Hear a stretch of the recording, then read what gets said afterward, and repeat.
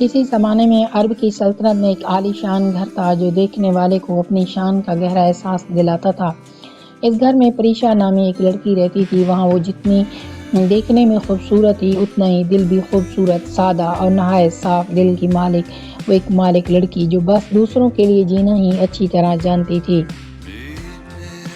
پریشا کی دو چھوٹی بہنیں تھیں جن کے نام تھے عریشہ اور ہدا۔ ان دونوں میں بہت محبت اور اتفاق تھا۔ ان بہنوں کے درمیان ہمیشہ پیار اور مضبوط رشتہ قائم تھا۔ پریشا بڑی بہن ہونے کے ناطے ان کا خیال رکھتی، چھوٹی بہنیں بھی پریشا کو ماں جیسی عزت دیتی۔ ان سب کی ماں امینا بڑے عرب خاندان سے تھی۔ وہ اپنی ساری جائیداد کی اکلوتی وارث بھی تھیں۔ ہمیشہ اسی گھر میں آسائش کی کوئی بھی کمی نہیں تھی۔ ہر وقت خادم اور خادمائیں ان کی خدمت کو حاضر رہتی تھیں۔ پریشا عریشہ اور ہدا کی دیکھ بھال کرتے رہتے۔ گھر کی وسیع بڑی تجوریاں سونے چاندی زیورات سے بھری، ہر طرف دولت کی چمک دیکھنے والوں کو حیران کرتی تھی۔ گھر کے باہر دور تک کھجوروں کے گھنے باغات تھے، مگر امینا پریشا کے چہرے پر خوشی نظر نہیں آتی۔ آخر ایسی کون سی کمی جو اسے خوش نہیں رہنے دیتی؟ اس کی اداسی کی وجہ اس کے اندر کی بے سکونی تھی۔ پریشا نے بچپن سے ہی والدین کو لڑتے دیکھا تھا۔ وہ اکثر آپس میں جھگڑتے اور پریشا ڈر جایا کرتی۔ چھوٹی بہنیں بھی گھبرا جاتی تھیں تو انہیں سینے سے لگاتی، تسلی دیتی، سب ٹھیک ہوگا۔ حالات کچھ بھی ٹھیک نہ تھا۔ اس کا باپ پاشا ایک لالچی اور بے حس انسان تھا جس نے محبت کا جھوٹا جال بچھا کر امینا کو پھنسایا اور پھر اس سے شادی کر لی۔ شادی کے بعد کچھ عرصہ وہ بالکل ٹھیک رہا، لیکن یہ سب عارضی ثابت ہوا۔ جیسے ہی امینا کی جائیداد اس کے قابو میں آ گئی، اس نے بڑی چالاکی سے سب کچھ اپنے نام کر لیا۔ پھر آہستہ آہستہ اس نے اپنا اصل چہرہ دکھانا شروع کیا۔ وہ رات بھر جوا کھیلتا، عیش میں پیسہ اڑاتا، کبھی شراب خانوں میں جاتا، کبھی عورتوں پر دولت لوٹاتا۔ جس رفتار سے وہ خرچ کرتا، خزانے بھی ختم ہو سکتے۔ جب پاشا نے عیش بڑھانے کے لیے باغات بھی بھیج دیے تو امینا اور پاشا کے درمیان شدید جھگڑا ہوا۔ لیکن اب امینا بے بس تھی کیونکہ پاشا اسے دھمکاتا، اگر اس نے مداخلت کی تو گھر سے نکال دے گا، وہ اپنی بیٹیوں سمیت سب کچھ کھو دے گی۔ ایک امینا دن رات روتی رہتی، اپنی غلطی پر پچھتاتی تھی کہ اس نے غلط انسان پر بھروسہ کیا تھا اور اپنی ساری دولت اس کے نام کر دی، مگر وہ اپنی بیٹیوں کی خاطر خاموش رہتی تھی۔ پریشا یہ سب کچھ خاموشی سے دیکھ رہی تھی۔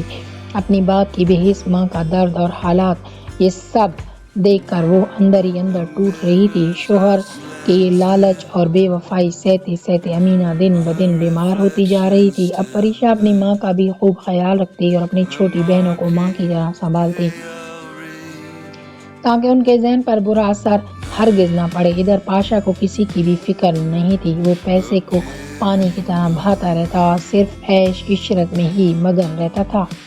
کاروبار تباہ ہوتا گیا مگر اسے پرواہ نہ تھی۔ یہ سب دیکھ کر امینا مزید برداشت نہ کر سکی، آخرکار دنیا سے رخصت ہو گئی۔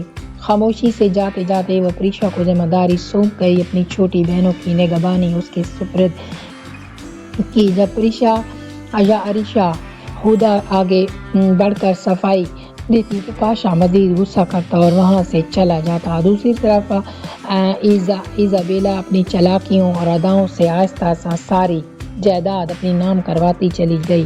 پاشا ہر انجام سے بے خبر اس کی ہر بات مانتا گیا اور سب کچھ اس کے نام کرتا ہی چلا گیا۔ مگر ایک مشہور کہاوت ہے، تاریخ خود کو دہراتی ہے، جب ایزابیلا نے ساری جائیداد اپنے نام کر لی تو اس نے اپنے عاشق کو گھر بلا لیا تھا۔ جیسے وہ پاشا سے محبت کا ڈھونگ کرتی تھی ویسے ہی اس کے سامنے اپنا اصل چہرہ دکھا دیا۔ پاشا یہ سب دیکھ کر ساکت اور حیران رہ گیا اور اس کی آنکھوں میں حیرت اور غصہ صاف نظر آیا۔ لیکن ایزابیلا اب کسی سے بھی ڈرنے والی نہ تھی۔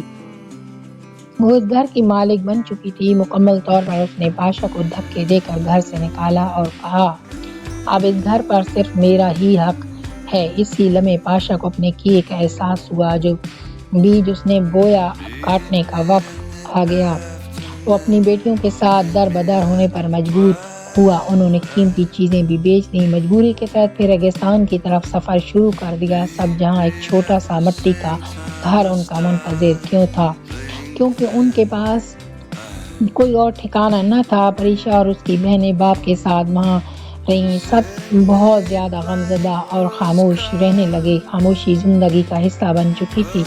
ان سب کی پاشا پچھتاوے میں ڈوبا اور بدلنا شروع ہوا تھا۔ پہلی بار اسے اپنی ذمہ داریوں کا احساس ہوا۔ بیٹیوں کے لیے اس نے محنت مزدوری شروع کر دی، مگر یہ سب زیادہ دیر چل نہ سکا بالکل بھی۔ شراب نے اس کے جسم کو پہلے ہی کمزور کیا۔ چند دن کی محنت کے بعد وہ بستر سے لگ گیا۔ وہی پاشا جو کبھی جوان اور خوبصورت تھا، وقت کی سختیوں نے اسے جلد بوڑھا بنا دیا۔ تب اسے شدت سے اپنی غلطیوں کا احساس ہوا۔ مجھے معاف کر دو میری بیٹیوں، میں نے ظلم کیا، تمہاری نیک ماں کے ساتھ بھی بہت برا سلوک کیا۔ بابا، ہم نے آپ کو دل سے معاف کر دیا، آپ ہمارے لیے ہمیشہ قابل احترام ہی رہیں گے۔ پریشا نے اپنی بہنوں کے ساتھ مل کر پھر مٹی کے برتن بنانا شروع کر دیا، روزی کے لیے، تاکہ وہ شہر جا کر انہیں بیچ سکے آسانی سے اور 2 وقت کی روٹی کا بندوبست کر سکیں۔ وہ دن بھر محنت کرتی، اپنے ہاتھوں سے مٹی سنوارتی۔ پریشا روز تپتے صحرا کو پار کر کے شہر جاتی، وہاں اپنے بنائے برتن بیچتی اور پیسے کماتی۔ شام ڈھلتے ہی واپس اس مٹی کے گھر میں لوٹ آتی، اور ایک دن جب پریشا شہر میں برتن بیچ رہی تھی، ایک آدمی نے اس کے ساتھ غلط رویہ اختیار کیا۔ یہ دیکھ کر وہ گھبرا گئی اور بہت ڈر گئی۔ اپنے سارے برتن وہیں چھوڑ کر فوراً بھاگ گئی اور ایک کنویں کے پاس بیٹھ کر رونے لگی۔ بہت اس کے سارے برتن ٹوٹ چکے تھے، وہی اب اس کے پاس گھر لے جانے کو کچھ بھی باقی نہیں رہا تھا۔ یہ سوچ کر دل بھاری، باپ کی حالت بھی دن بدن خراب ہوتی جا رہی تھی۔ شدید پیاس محسوس ہونے پر اس نے پانی نکالنے کا سوچا۔ جیسے ہی اس نے بالٹی کنویں میں نیچے ڈالی، پانی بھر کر اوپر کھینچا تو ایک پرانا چراغ نکلا۔ یہ عجیب سا چراغ دیکھ کر وہ حیران رہ گئی۔ جیسے ہی اس نے چراغ کو ہلکا سا رگڑا، وہاں ایک جن ظاہر ہو گیا۔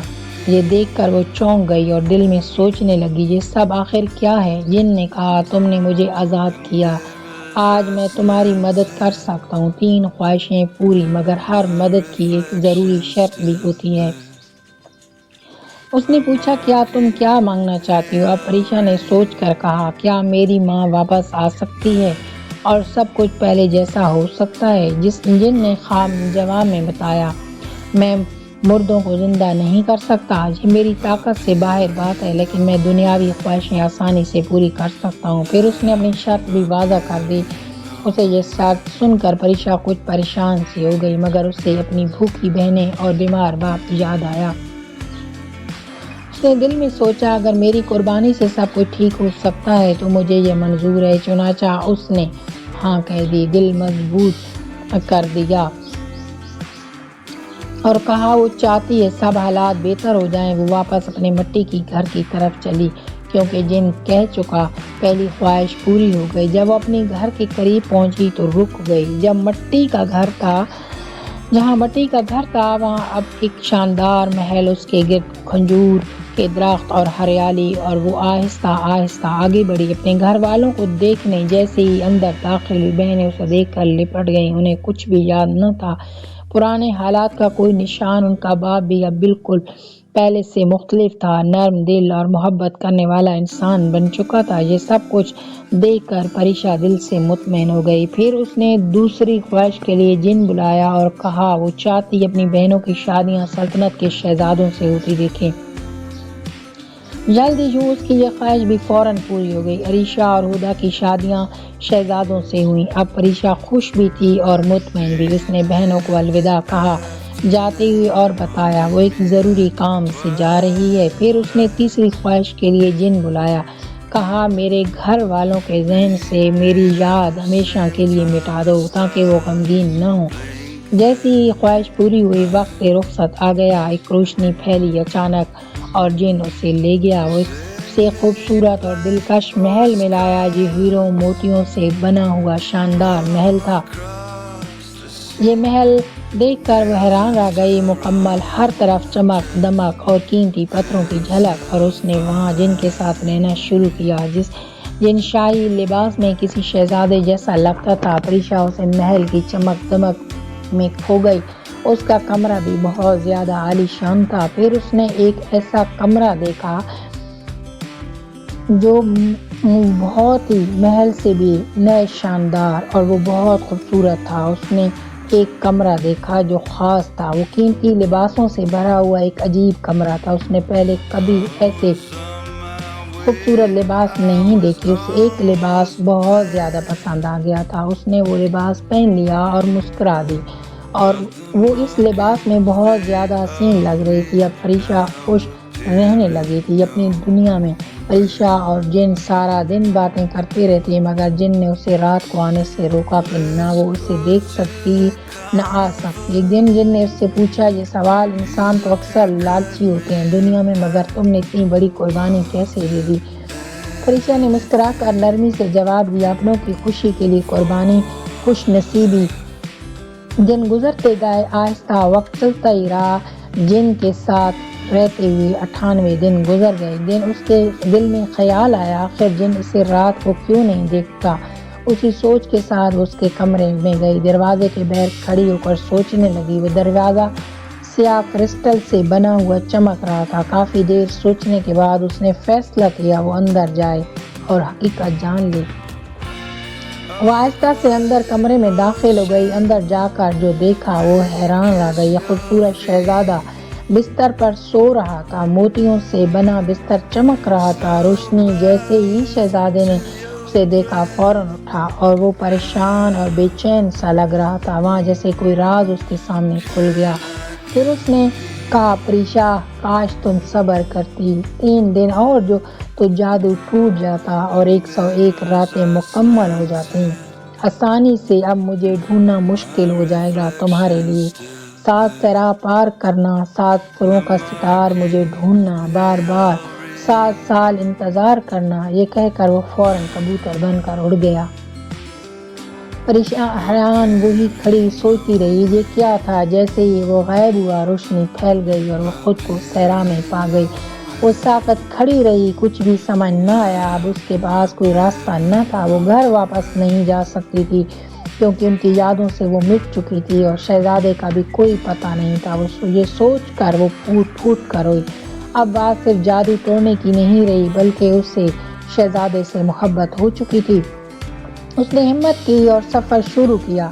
وہ ہر حال میں اسے ڈھونڈے گی ضرور۔ وہ چلتی گئی، مسلسل صحرا سے گزرتی رہی۔ پیاس لگتی تو کنویں کا پانی پی لیتی، بھوک لگتی تو درختوں سے گرے کھجور کھا لیتی۔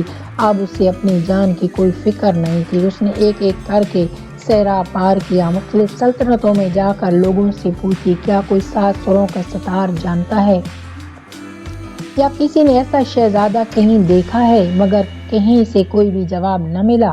لوگ اسے پاگل سمجھنے لگے، مگر اسے کسی کی پرواہ نہیں تھی۔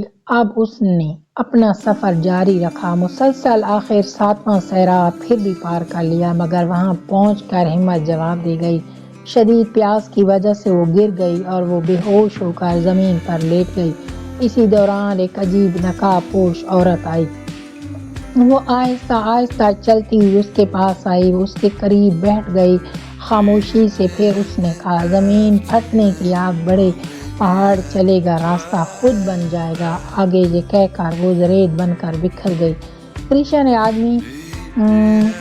آدھی بے ہوشی میں یہ سن لیا، پھر دوبارہ وہ بے ہوش ہو گئی۔ جب آنکھ کھلی تو وہ ایک جگہ تھی جہاں ایک بڑا آتشی پہاڑ موجود تھا، اس میں لاوا بہر نکل رہا تھا۔ اس نے عورت کی بات کو یاد رکھا اور پہاڑ کی طرف چلنا شروع کر دیا۔ وہ پہاڑ پر چڑھتی گئی، مسلسل آگے۔ حیرت تھی کہ لاوا ٹھنڈا محسوس ہو رہا ہے، اس میں کوئی بھی گرمی نہیں تھی بالکل۔ وہ چڑھتی ہوئی آخر چوٹی تک پہنچ گئی، پھر اس نے بغیر سوچے چھلانگ لگا دی اور ایک جادوئی سروں کی دنیا میں پہنچی جہاں پر ہر چیز آوازوں سے بنی ہوئی۔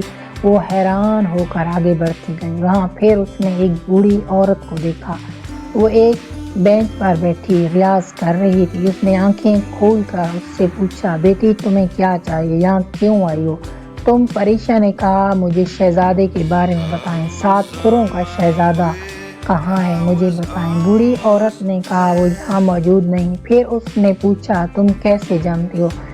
پریشا نے روتے ہوئے ساری کہانی سنا دی۔ بوڑھی عورت نے آہستہ سے سمجھایا، یہ سروں کی دنیا جہاں سے آوازیں بنتی، لوگوں کو ان کے ہنر کے مطابق ملتی، اور شہزادہ کرتاس اس دنیا کا وارث ہے۔ وہی 7 سروں کا ستار بجاتا تھا، اس سے دنیا میں سروں کی پہچان بنی۔ پھر اس نے پرانی کہانی سنانا شروع کی۔ ایک لڑکی زرتاش بہت صلاحیت تھی۔ کرتاس اسے پسند کرتا اور شادی کرنا چاہتا، مگر اس کے غرور نے اسے بہکا دیا۔ وہ شیطان کے بہکاوے میں آ گئی آخر اور غلط سروں سے اندھیرا پھیلانے لگی۔ یہ دیکھ کر کرتاس بہت زیادہ ناراض ہوا۔ اس نے اسے روکا مگر وہ نہ مانی۔ پھر دونوں کے راستے ہمیشہ جدا ہو گئے۔ کرتاس نے اپنے ستار سے جادو توڑا، اس کے شیطانی سروں کو ختم کر دیا۔ زرتاش کی جان جانے لگی۔ آہستہ جاتے جاتے اس نے بدلہ لیا اور آخر شہزادے کو جن بنا دیا اور بنا کر چراغ میں قید کیا۔ یہ سب سن کر پریشا اٹھ کھڑی ہوئی۔ وہ ستار تک پہنچ کر انتظار کرنا چاہتی تھی۔ وہ جا کر وہاں بیٹھ گئی، خاموشی سے آنکھیں بند کر کے سروں میں کھو گئی۔ یوں اس نے 7 سال گزار دیے۔ وہاں جیسے ہی وقت پورا ہوا، شہزادہ ظاہر ہوا۔ وہ اس کے سامنے کھڑا مسکرا رہا تھا۔ پریشا نے آنکھیں کھول کر اسے دیکھا۔ اس نے کہا، مجھے یقین تھا تم آؤ گی، تمہاری سچی محبت نے جادو توڑ دیا۔ اس کہانی سے ہمیں سبق یہ ملتا ہے کہ سچ کا ساتھ دینے والے ہمیشہ کامیاب ہوتے ہیں اور جھوٹ بولنے والے ہمیشہ ناکام ہوتے ہیں۔